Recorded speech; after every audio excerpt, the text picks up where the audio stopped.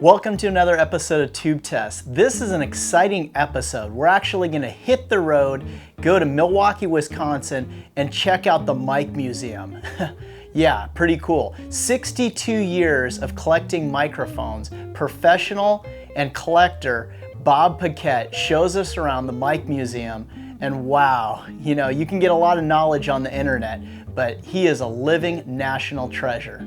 Yeah, my name is Bob Paquette. I was born here in Milwaukee in 18 December 29, which is military terms.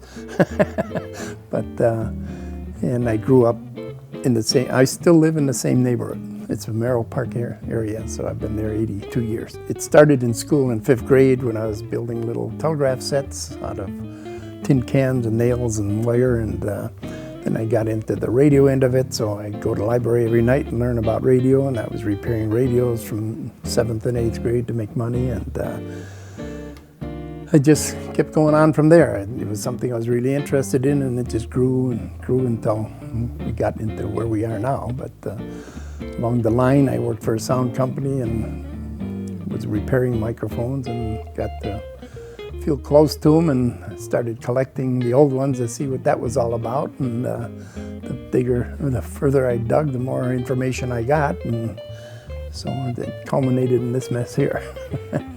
Wow. Like, I haven't seen so many microphones in one place at the same time. This is like... There's about 1,200 in this room. 1,200 microphones? Yeah, and there's more out there. And wow! There's a lot of duplicates that you don't see. Oh my gosh. I have another room that's a library, and through the years in collecting all this for everything, I wanted all the history. So I have, the IRE is the International Radio Institute. I have all their proceedings in books back to 33. I have all the Bell Lab technical journals, all the Bell Lab records back to 26, all the early magazines from 20. So there's a whole library there, plus this one here. I got a lot of real early history here. Wow. I don't think I could leave. Now I understand. Yeah, they'd say, this one gal, when she finally got in there, and I'm explaining everything as we go along, but not as much detail as I'm giving you, but I was telling them about everything. She gets in this room, no more, I can't take it, I'm on overload. I can't take it anymore, don't tell me about it. Well, it does blow me away though, you look at the Neumann U47s that you have over here, and these microphones, but they blend in because there's so many other great, cool, stuff I've never seen. What I did too, this is all German, okay? Yeah. Right in this area.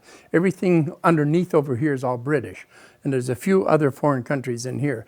But other than that, everything's laid out chronologically. Oh, I love it. The manufacturer and the date each mic started, so in order. We're in Germany right now. Yeah. And then I go to that area, and that's British. And that's British? Yeah. And then what about over here? Everything else is American. Everything else is American. Pretty much, yeah. This is what's in these Neumann mics, is a tube like that. It was made for the railroad industry, so that it was non-microphonic. And it was operating at such low levels compared to what this used to run at. So it was made for the railroad industry? Yeah. Really? Yeah. See, I didn't know that. They had to be very quiet because of all the noise that was generated there. So they used them in these mics because they were so quiet. They were ultra good as far as microphonics, yeah. This is a condenser mic from 1925 that they made for the movie industry. This is what the movie industry looked like in those days. Oh my gosh. They suspended them with ropes. And that's basically like a boom. I mean, it's right, roped, yeah. But yeah, and there's the mic. Later, the mic booms came out. They were very crude too. But these were the early uses of rope this to get you above the scene. So the mic. So this was the first rope boom mic. That's about it. And this was made, again, condenser mics have to be very close to their preamps, and they have to be shielded. So. Oh my gosh, look at that. And the input stage was so critical, they had to make special resistors for that, and they were made out of xylene and alcohol, called xylol resistors, to give you that extra quietness. Here again, I demonstrate this a lot. This is a C battery, which you can't get, and this one came with the unit, so I didn't want to part with it. So I take 3 dry cells, bridge them, and put it in there, and then I can demonstrate it. And it works. Oh, yeah. Yeah. Like, No, and I love it. What is this? it's a magnet with a coil in it. Huh? And when you drive the coil, the magnetic reaction drives this pin, and then that's mechanical, so anything you touch becomes a speaker. And okay, what I want to do now, How cool is that? okay, hold this. I'm holding it. Now just bite on that, just firmly. Bite on this? Yes, it's just mechanical. Here we go. Yeah. Remember about the mic fright that you told Yeah. me? Okay. I got, what is this? Coil fright. Dude, that is rad. Oops. Just anywhere, just. I love it. Oh, weird. See, now just try it on the bone behind your ear here. Just press it against that, behind the ear. There's a bone that sticks out. Oh, weird. That's crazy. That is crazy. I thought you guys would be interested in that. The kids all like it.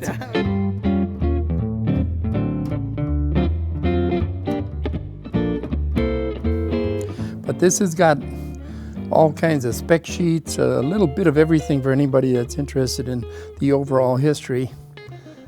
There's microphones in here you never heard of.